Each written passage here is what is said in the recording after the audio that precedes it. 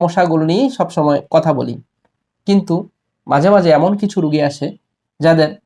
যৌন আগ্রহ বেশি, যৌন চাহিদা বেশি, এবং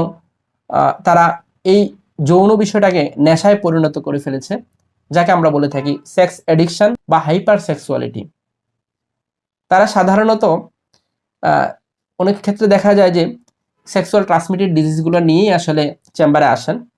যেমন অনেকের গনোরিয়া নিয়ে আসতে পারেন, অনেকের সিফিলিস নিয়ে আসে, অর্থাৎ এই ধরনের রোগে যখন আক্রান্ত হন তখনই বেশিরভাগ চেম্বারে আসেন। এই ধরনের সমস্যার ক্ষেত্রে ওনারা আসলে অনেক ক্ষেত্রে দেখা যায় নিজেও চাচ্ছেন না যে আসলে এই ধরনের সম্পর্কে জড়াবেন, কিন্তু ওনার সার্কেলটা এমন হয়ে গিয়েছে যে ওনাকে বারবার ইনফ্লুয়েন্স করা হয় যে অবৈধ মেলামেশার ক্ষেত্রে, এবং সেক্ষেত্রে তিনি বারবার একের পর এক পার্টনারের কাছে যাচ্ছেন,